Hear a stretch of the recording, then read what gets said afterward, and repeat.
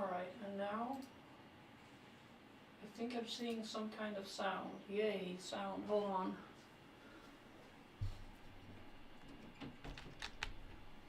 Oi. Bye bye.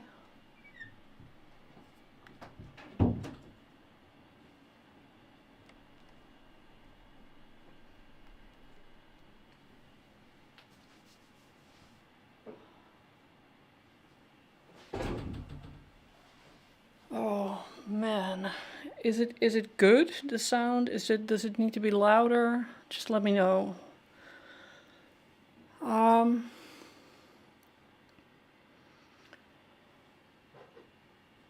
The last couple of times on the stream I had trouble, and I don't know why. Like, it frustrates me to no end. Because I don't like tech troubles.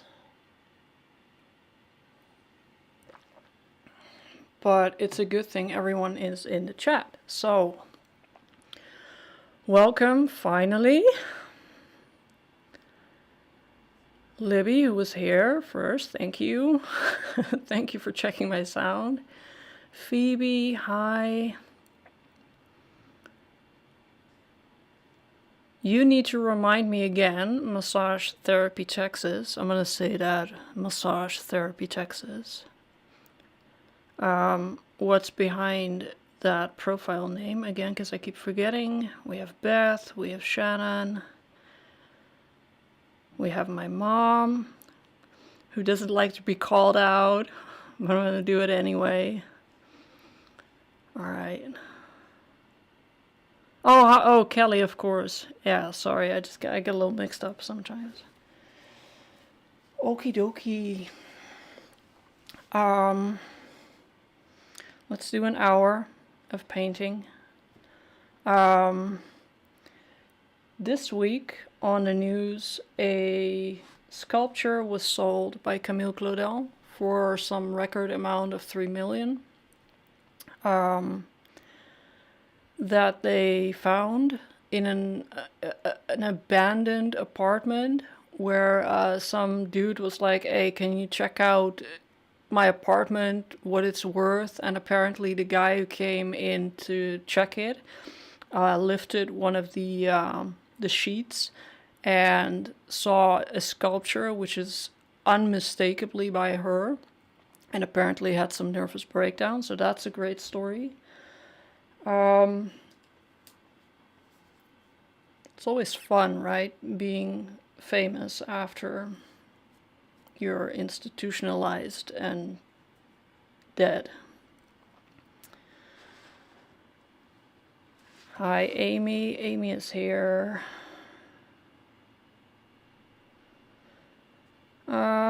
We're gonna do a little bit of glazing. So first, all right, let me put this down.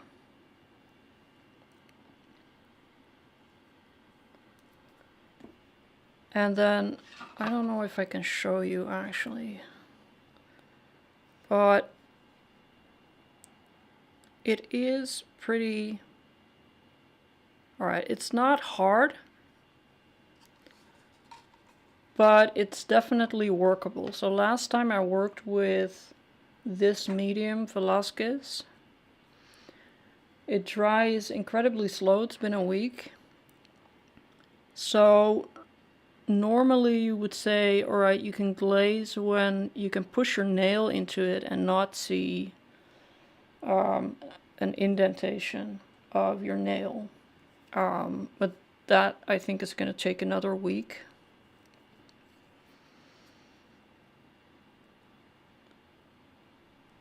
So we'll just have to work with what we have.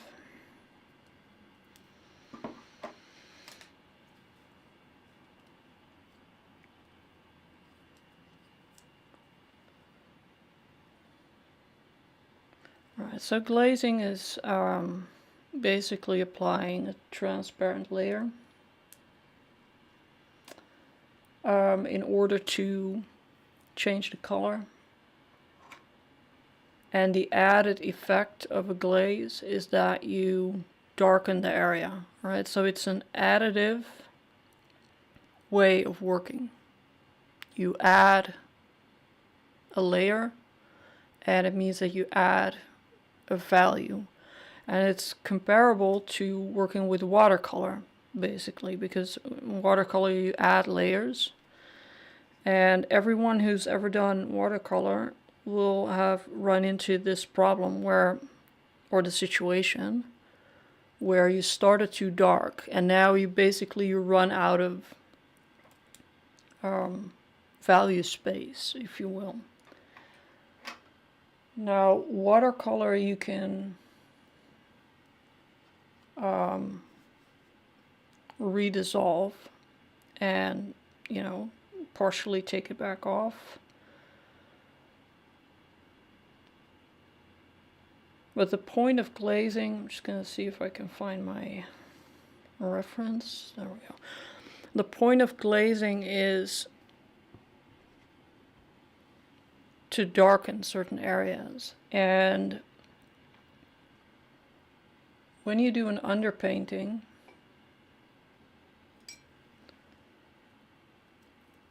what I would normally do is I would keep the underpainting in a more compressed value range. So not spread over the whole range of values that you see in your reference, perhaps, or in your live painting, whatever you do. But compress it and then move it one step towards the light. So what you end up with is what is comparable to an overexposed photo or a washed out photo.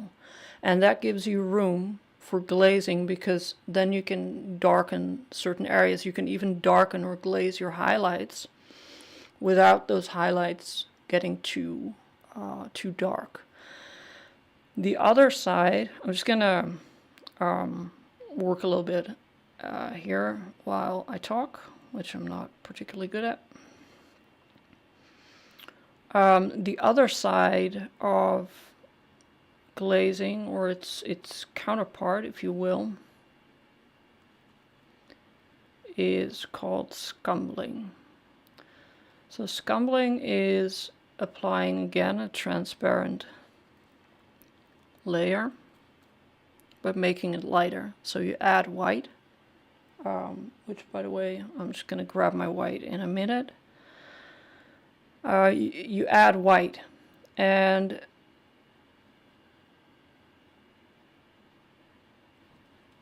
the principle is the same thing, right? You correct things or improve things, however you want to call it,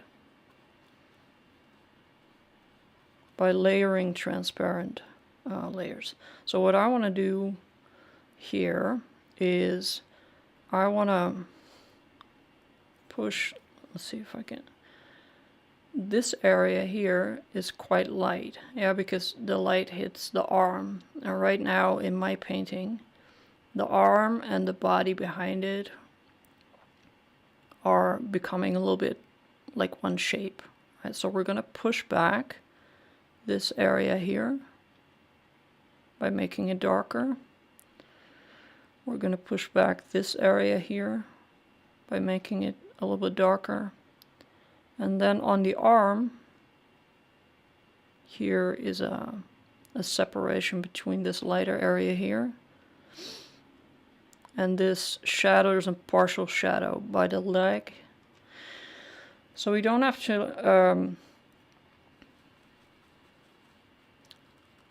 be exact. You can, even with glazing, even though it's considered maybe a technique by the old masters, yada, you can be creative with it if you want. You can get a lot of fun effects. And my issue often with glazing was that I had this very rigid idea about what it was supposed to do, what it was for.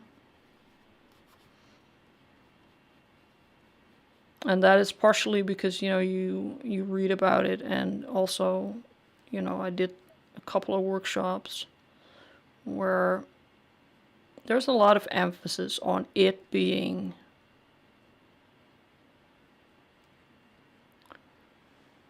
the old masters technique of blah blah, this and that. And I love them, I do. But I'm not yet old. I'm also not a master, so just want to have some fun.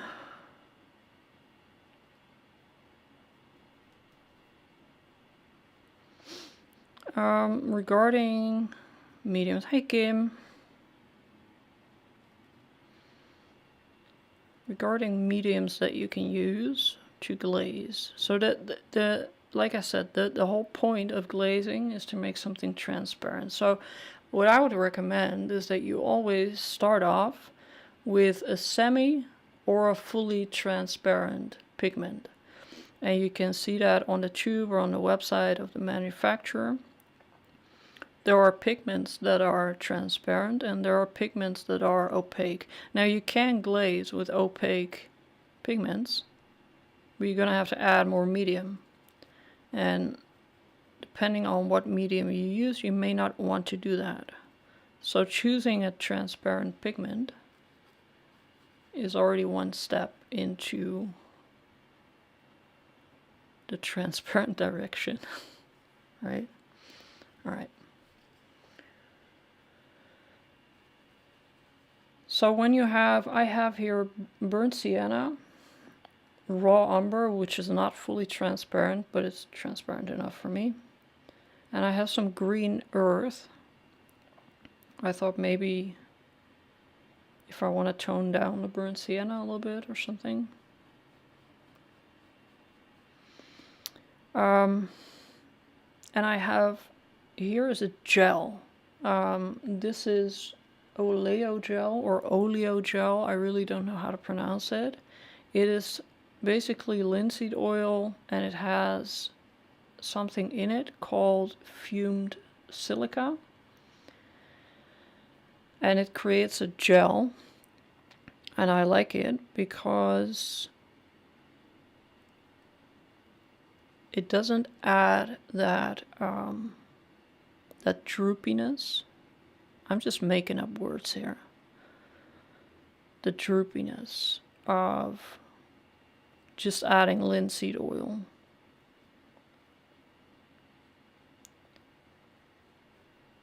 But the original glazing medium, of course, usually would be just linseed oil. If you have linseed oil, you can glaze. That's just fine.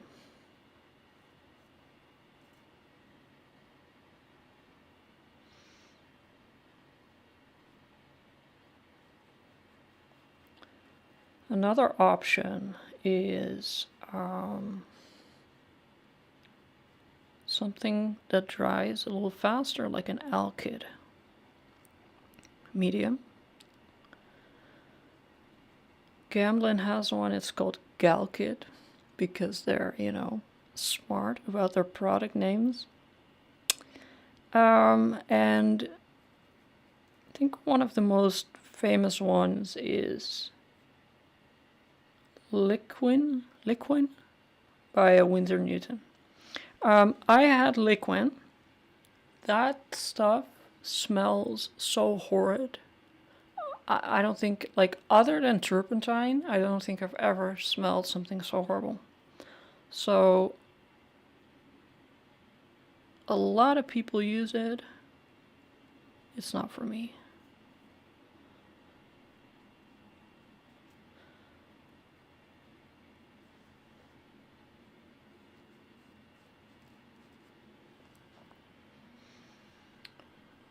Oh man, all my nice brushes are currently dirty because I've been painting all day. And I was so tired at the end of the day that I didn't want to wash.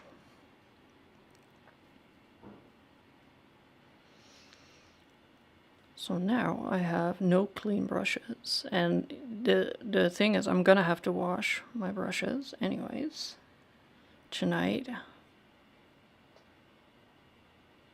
because I need new brushes tomorrow.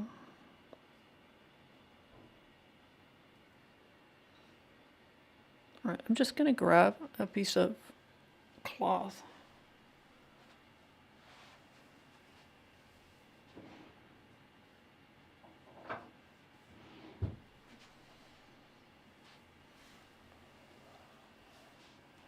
Wow.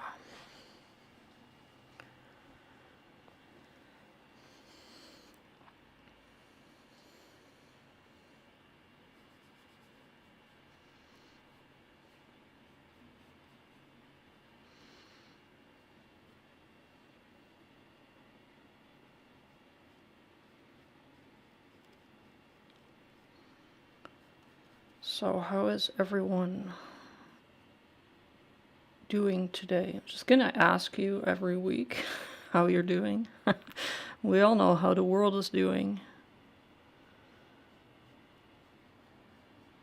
And I also know it's affecting most of you.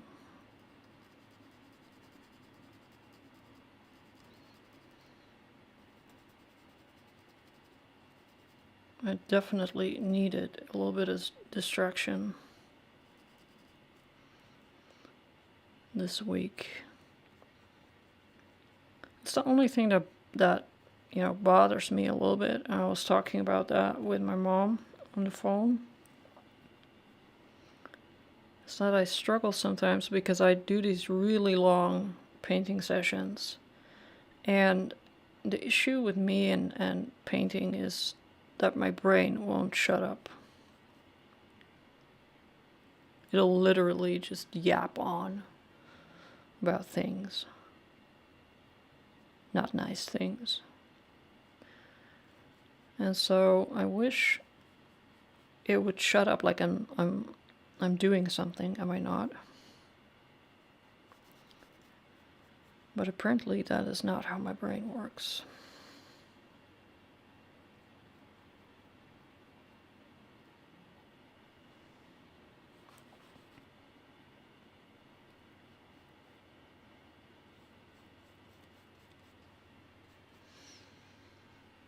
All right.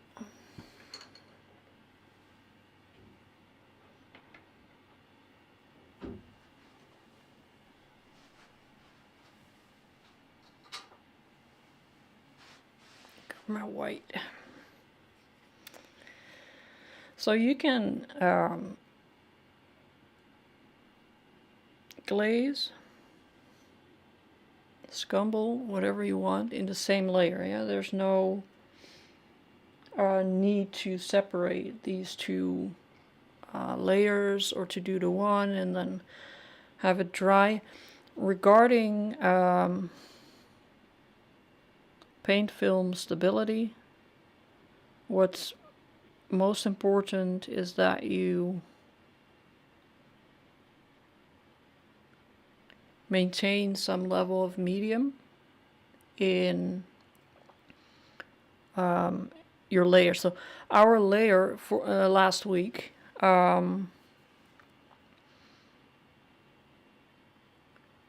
contained some medium because we used, or I used, the Velasquez medium. So this subsequent layer has white paint on my thumb. This subsequent layer will also need some medium in it. I would not do straight paint on top of a layer with that linseed medium that wasn't fully dry, as in like 2 weeks drying time. Yeah, I would not trust that. But we're already using medium to glaze here, so in terms of stability it'll be fine. And if not, my son will let you know 100 years from now if it has fallen off the panel. The other thing that also really benefits, and I can't stress this enough, your paint stability, your paint layer stability is working on a panel.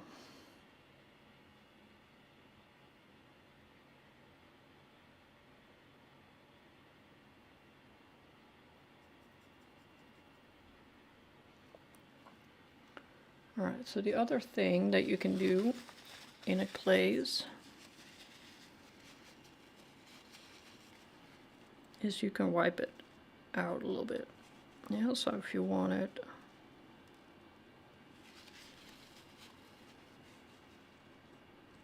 or if you made a mistake or something.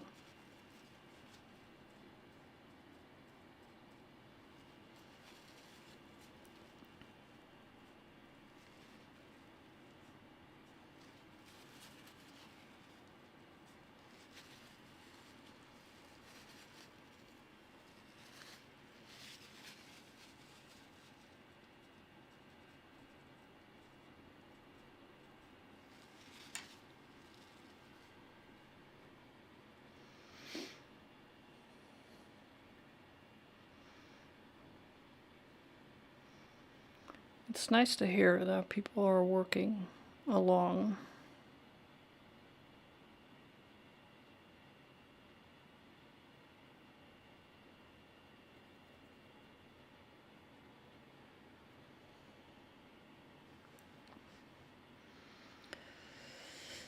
All right.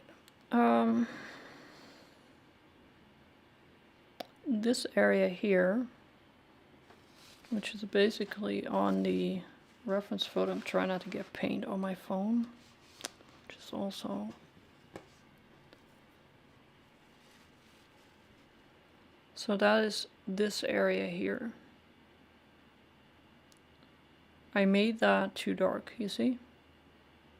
So there is some light, I think, reflected from either the knee or just the whole general setup that is being reflected onto this area here.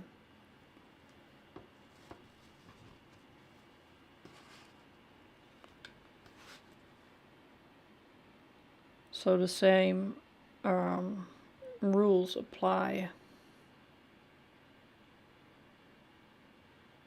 For scumbling, you can add your medium to it.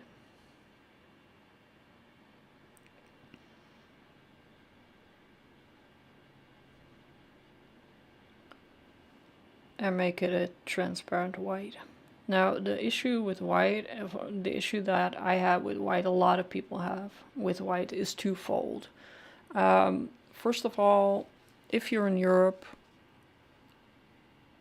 and the only white that you can get currently is titanium white and zinc white and those type of whites. Titanium white is incredibly opaque. So it's very difficult to make a titanium white mixture workable in a transparent setting. So an option would be to use zinc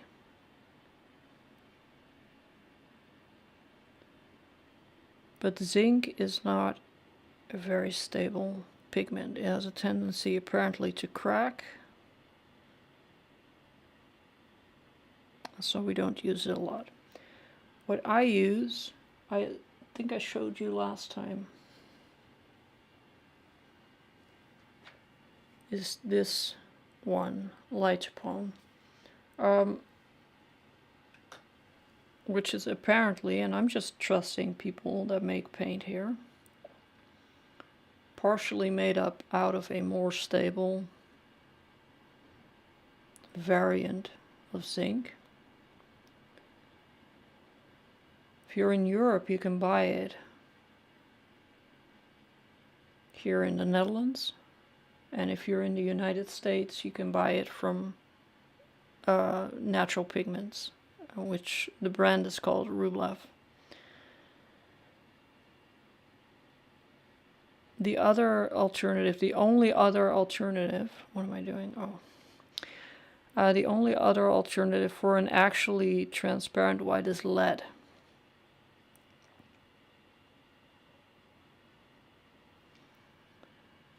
But I think we discussed it last time. It's not even an option here in Europe because you simply can't get it.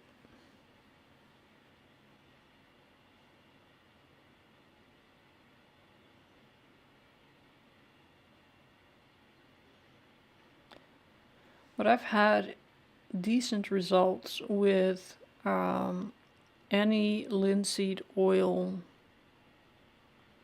gel medium, because the gel makes it so that you can add a little bit more to the paint without your whole layer falling apart. I believe that Gamblin also has a gel. I think it's called solvent-free gel or something.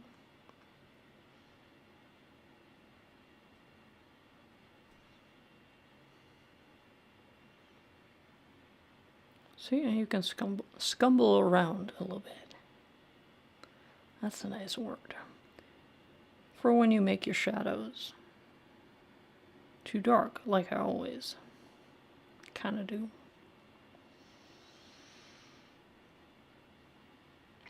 The other thing, when you scumble, what you want to keep in mind is that when you add white to anything,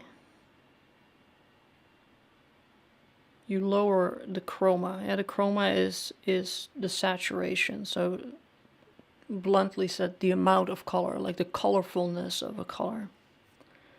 And white doesn't have chroma because it's white. So when you add it, it's like adding water to lemonade.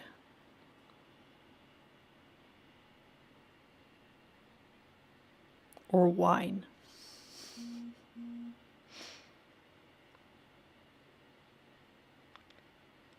So when you scumble and you want to maintain the color temperature in that area, you will need to add a little bit more color. Yeah, put the chroma up a little bit.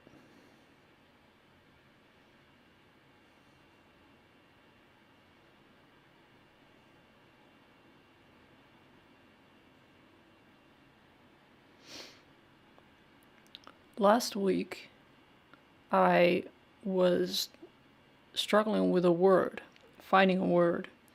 And Phoebe in the chat said it was about the consistency of paint. And she said viscosity. And I said, no, it's not viscosity. It's a different word.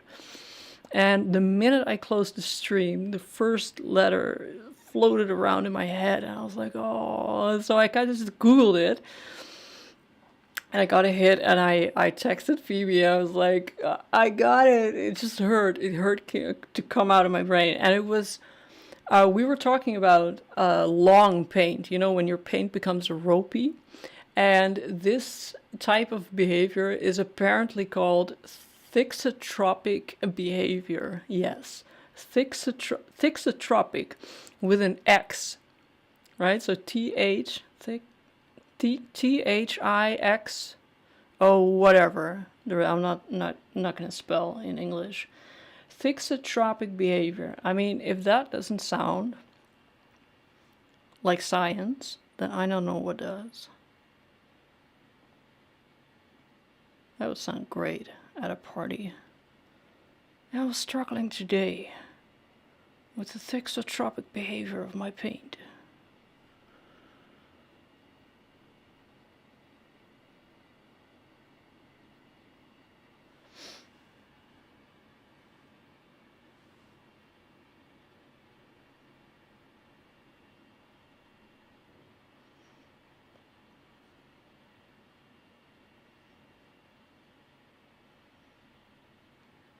All right, I'm a little bit off camera, I see.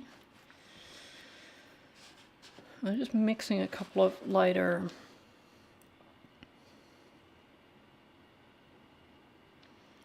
tones.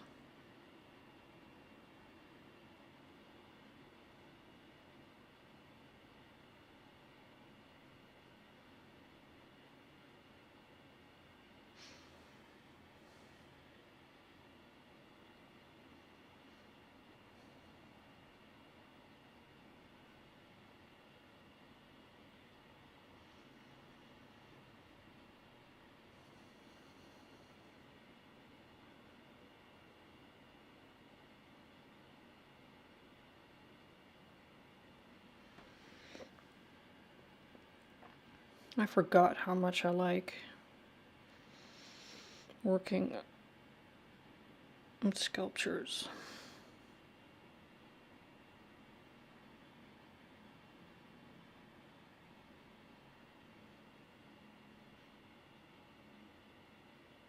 I used to like drawing them as well.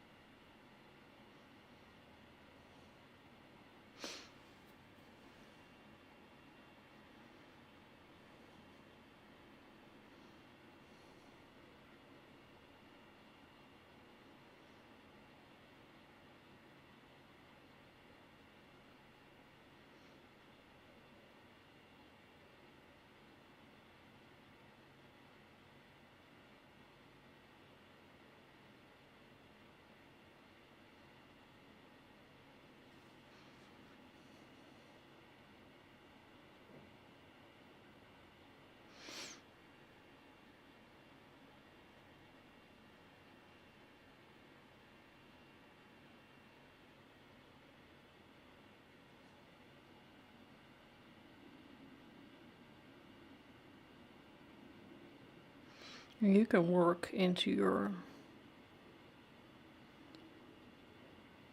glaze if you want. There is no, like, the whole fat over lean rule is really there to prevent people from layering actual full layers that have different drying times. All right, so a lot of times when you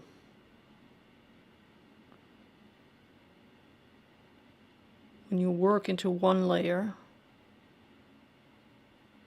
I don't keep track of how much Galkit I put into one pile of paint and not in the other. I just make sure that it's kind of the same.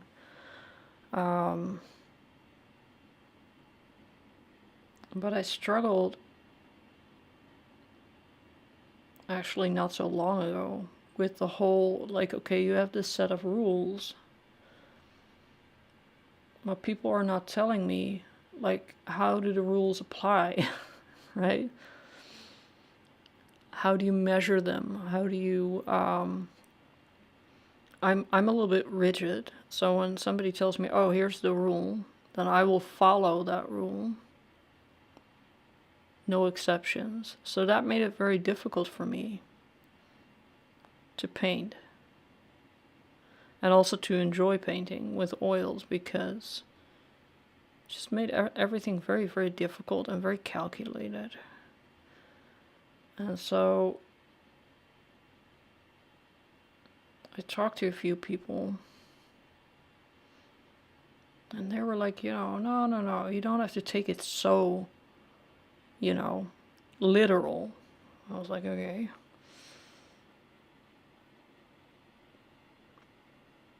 Thanks for the heads up. So I'm here to tell you don't have to take it. Spreading the word, you don't have to take it that literal. If you're literal like me, try to be a little less literal.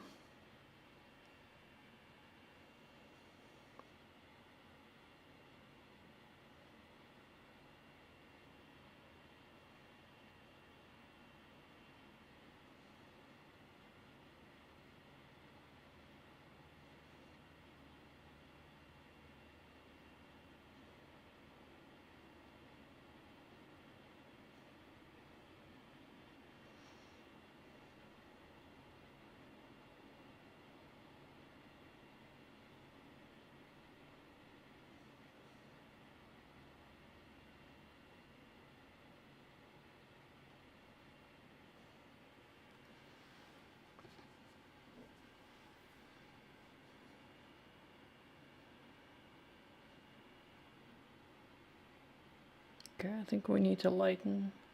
I say we. I mean I. I talk to myself like this all day when I paint. We need to do this, so we need to do that.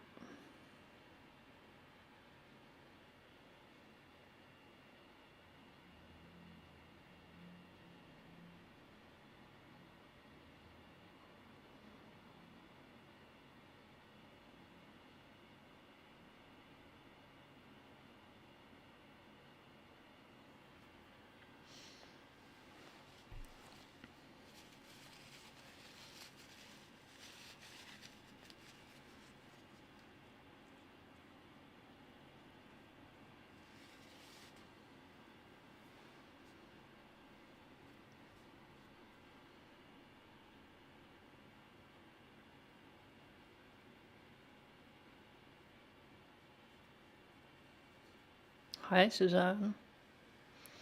Did I? No, I probably did not share my palette. I have white, green earth, raw umber, burnt sienna, and oleogel or oleogel. You can let me know which one it is. It's an American brand, so maybe the Americans can say something sensible about it, either being oleo or oleo.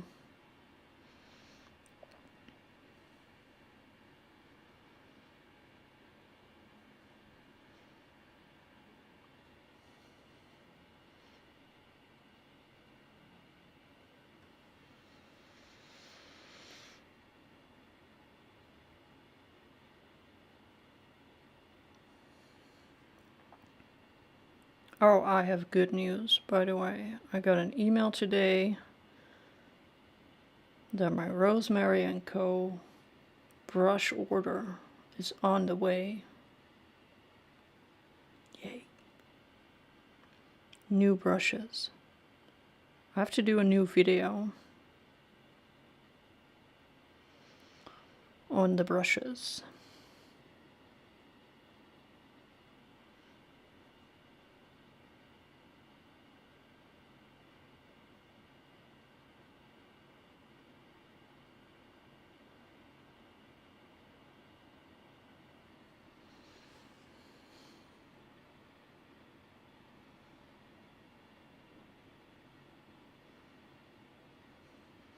Right, so we glazed over the whole area. Now we can just go back in if we need stuff lighter. And one of the things that I like about laying down sort of a glaze before going in with, it doesn't have to be white, it can be color, whatever you want.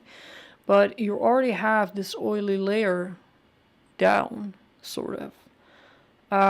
So at the same time, it also kind of functions as an oiling in layer, right? So for those of you who don't know, oiling in basically means after you let something dry, the oil in your first layer or second layer or whatever, some pigments just drop all their oil into your surface. And what you get is a very dry work surface, where if you go back a couple of days later or whenever, when it's dry, it feels super chalky and nothing spreads out. So some people like to do what is called oiling in, where you just rub a little bit of oil or oil gel, if you want, into the area, and it makes it more suitable to continue working in a way that is, blendable and not so dry.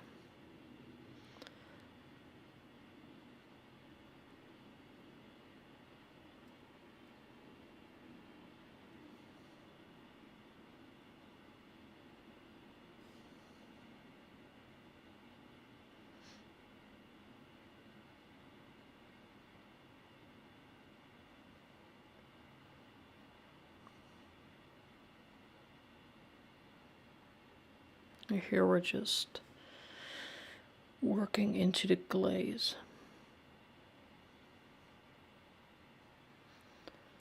Yes, new brush video. Rosemary, yes, Rosemary & Co. Definitely gonna happen. It was nice because I ordered brushes and I just automatically thought, oh, this one is nice and this one has worked well for me. And yeah, it gives me a good sense of what worked and what didn't. You know, I mean, all of their brushes are great.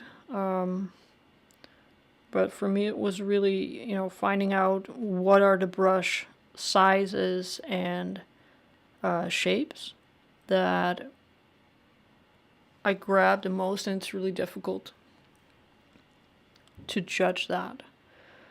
When you haven't been painting for that long and haven't been painting for that long, especially not with oils. So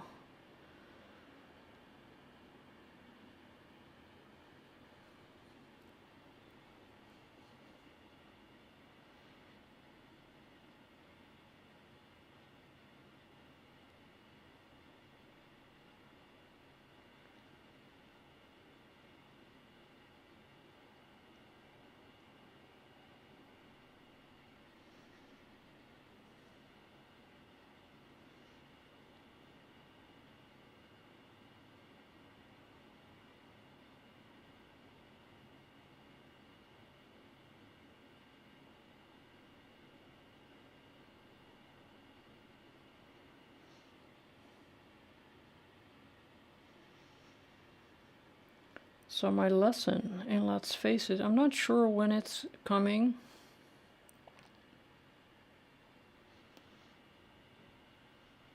We're also gonna do a lot of glazing, yay.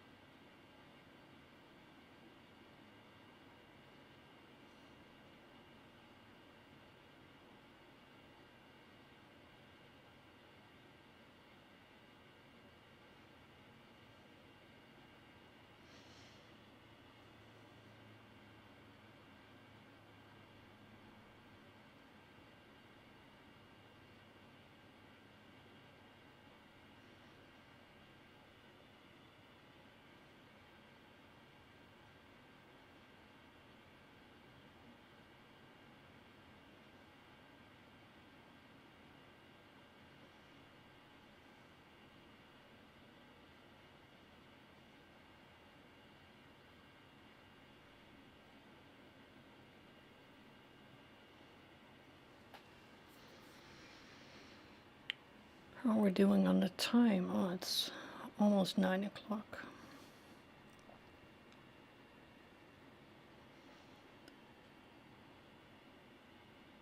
Let's try and keep this one same length. I'm saying that. I mean, I could go on. I just want to watch Dylan, really. Drawing every day, right? I know some of you watch his videos too. Live every day, Dylan on his channel. And I can't even get the sound to work most of the time.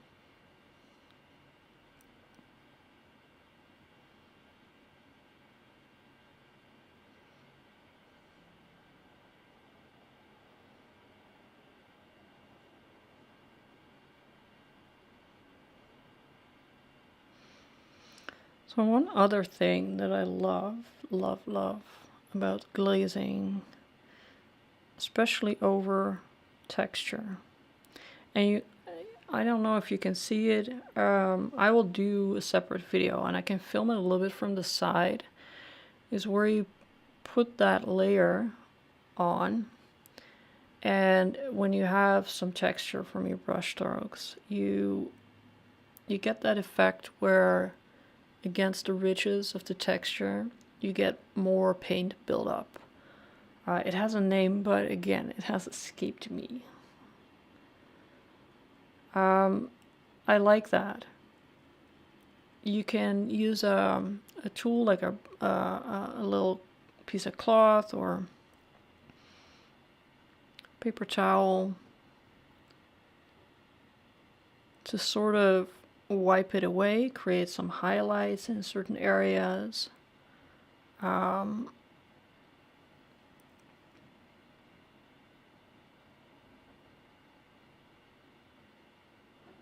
It's a technique that is used also by Rembrandt in a lot of his later portraits, which I think most people consider his best.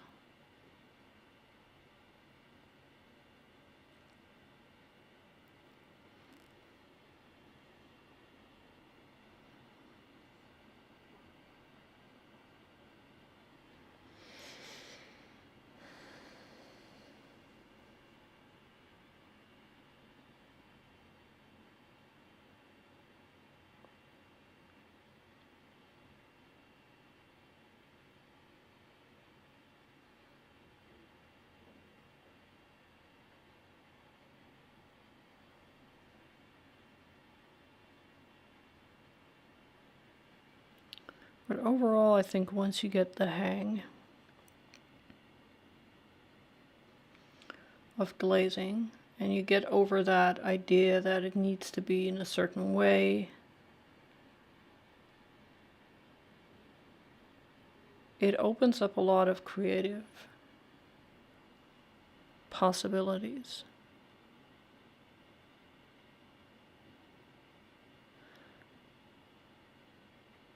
And I've done this a lot in my courses, but mostly with acrylic. So I'm working on a new part of my course foundations, and we're definitely going to translate some of those acrylic techniques to oil paint. Because it's not as difficult as some people think. It just requires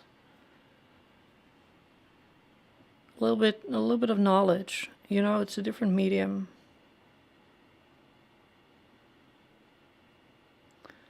But especially in the world of glazing, like in the area of glazing,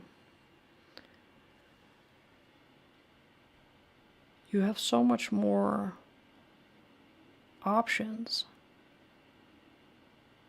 Because this layer stays open for a very long time.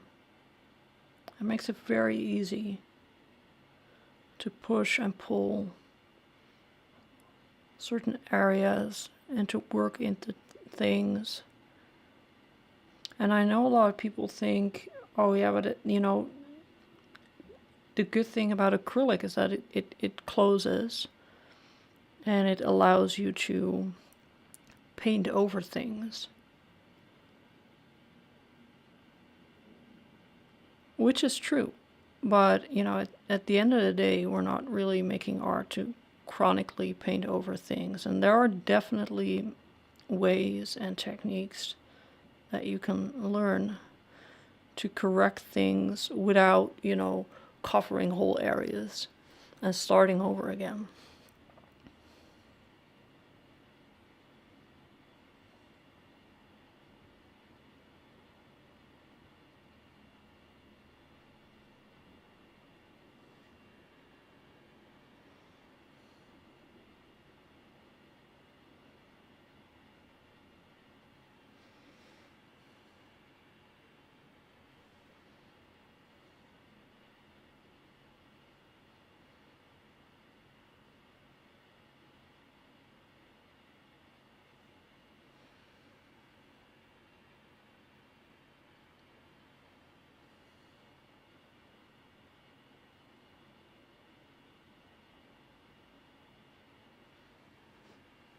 Alright. I'm gonna mess around a little bit more with this because my mom has claimed it. She has claimed it as as hers. So I want to mess around a little bit more with it. I'm going to see if maybe I can get a little bit of color in these cracks here. Again, something that you can do with glazing. You can rub that in there very hard and get nice, you know, three-dimensional color effects. The same here. This is a sort of a crackle paste kind of thing that I made. You can find that video on my YouTube channel if you want to make it. You can buy it pre-made, but in my experience it's terribly expensive for a very cheap product, and this is really easy to make and to control the sizes of your crackle, etc, etc. So that is on my YouTube channel. I want to see, I think next week we can start a new panel or a new work. I have to think about it. If you have any ideas what you want me to do, or you know, you're like, okay, well, just work on something is also fine. Come find me on social media. I have a Facebook group, still going. I am, you know, in the process of trying to work on a different platform for community, possibly Discord, for reasons that are probably known to you. So, but for now we have the Facebook group, and you can find me on Instagram and Blue Sky as well. So I hope you had fun, and if you want to draw some more, head on over to Dylan's channel, where he's gonna do his daily sketching practice in about 1 minute. So I'm off to find my pencils, and I will talk to you soon. If you made something during the live stream, tag me on social media. I'd love to see. All right, bye bye.